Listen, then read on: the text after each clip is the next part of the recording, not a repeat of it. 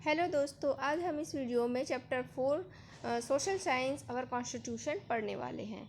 तो social science का जो आवर कॉन्स्टिट्यूशन लेसन है, इसका जो वेरी शॉर्ट क्वेश्चन के आंसर है and short answer type question है, हम इसके पहले वाले वीडियो में देख चुके थे। अगर आपने उस वीडियो को नहीं देखा होगा तो आप जा कर के देख लीजिए, मैं उसकी लिंक नीचे डिस्क्रिप्शन में दे दूँगी। अब हम इसके लॉन्ग आंसर टाइप क्वेश्चन देखेंगे इस वीडियो में। तो चलते हैं हमारे क्वेश्चन की ओर।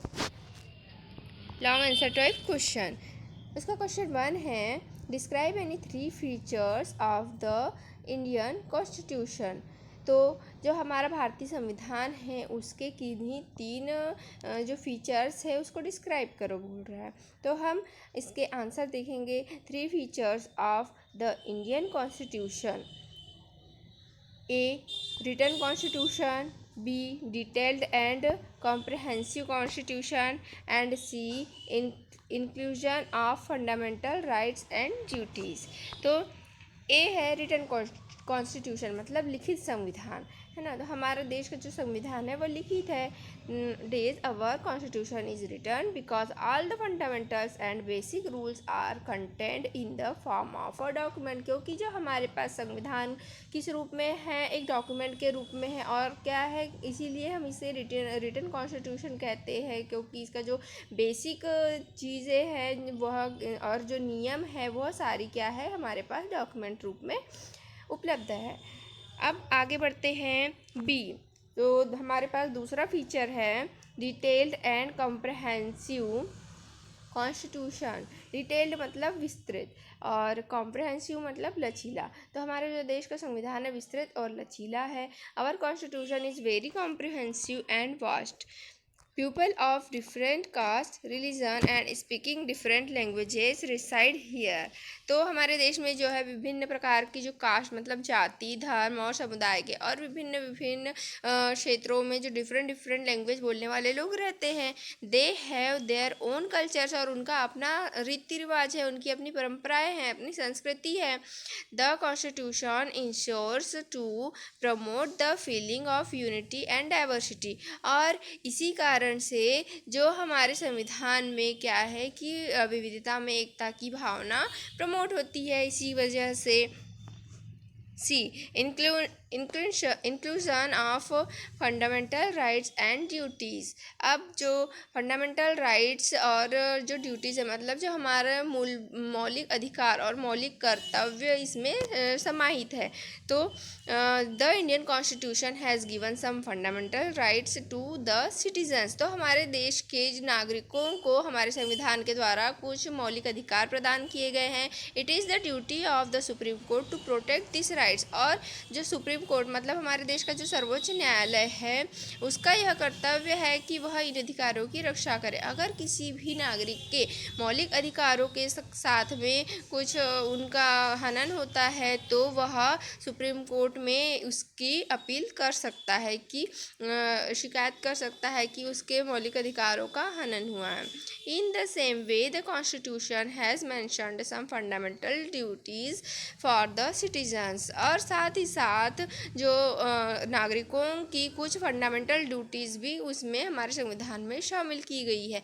अगर संविधान ने हमें कुछ मौलिक अधिकार दिए हैं तो साथ ही साथ कर्तव्य भी दिए हैं जिनका हमें पालन करना चाहिए। हमारे देश में अभी हमारे देश के नागरिकों को टोटल 11 फंडामेंटल ड्यूटीज़ है। ये 11 फंडामेंटल ड्यूटीज़ आपने 6 क्लास में पढ़ चुके हैं, है ना।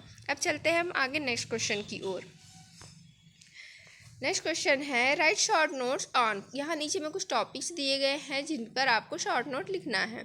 ए सेक्युलर स्टेट। सेक्युलर स्टेट के बारे में लिखना है। तो a secular state is one which does not advocate any particular religion but respect all the religion alike.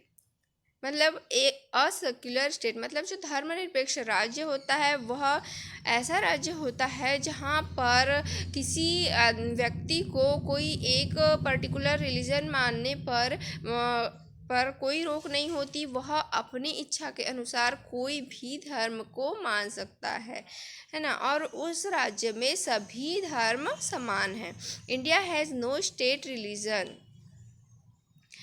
Bharat जो है वह किसी एक धर्म का राज्य नहीं है। Every citizen has a right to profess his own religion. यहाँ पर प्रत्येक नागरिक को अपना धर्म मानने की पूरी स्वतंत्रता है। The state will not discriminate any religion nor interfere in religious matter. तो जो राज्य होता है वह किसी एक धर्म को डिस्क्रिमिनेट नहीं करता है किसी एक धर्म के प्रति, और ना ही वह किसी धार्मिक मैटर्स पर जो है रिलीजियस मैटर को कोई भी इंटरफेयर नहीं करता है। कोई भी स्टेट, मतलब जैसे हमारा एमपी स्टेट है तो वह भी हमारे राज्य के जो रिलीजियस मैटर्स पर इंटरफेयर नहीं करता है, धार्मिक मामलों में दखल अंदाजी नहीं करता है। The people of different religions are equal before law and command equal respect and recognition from the state. तो ये परिभाषा हो गई, मतलब ये सेक्युलर स्टेट के बारे में हमने इतना बता दिया। अब आपको समझ आ गया होगा कि सेक्युलर स्टेट किसे कहते हैं, है ना।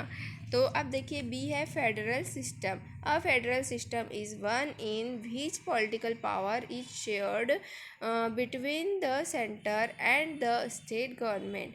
In such a system, there are two sets of government, one at the center and the other at the state level. तो ये हो गया फेडरल सिस्टम। आगे चलते हैं सी, फंडामेंटल राइट्स एंड ड्यूटीज़। अब फंडामेंटल राइट्स एंड ड्यूटीज़ के बारे में भी हमने पढ़ा, जो हमारे मौलिक अधिकार और मौलिक कर्तव्य हैं।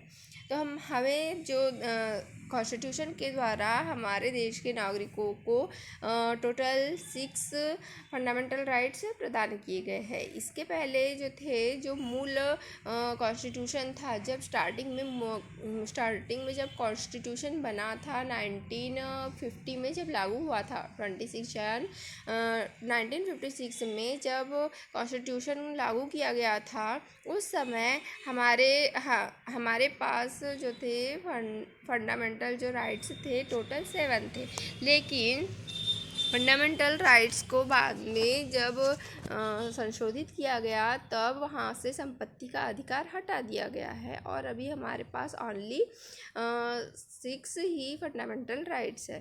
The Indian constitution has given some fundamental rights to the citizens. वही बात लिखी गई है कि हमारे भारतीय संविधान के द्वारा जो नागरिकों को कुछ मौलिक अधिकार प्रदान किए गए हैं। This fundamental rights are protected by the supreme court. और इन फंडामेंटल राइट्स को सुप्रीम कोर्ट के द्वारा प्रोटेक्ट किया जाता है। The constitution has mentioned some fundamental duties to for the citizen.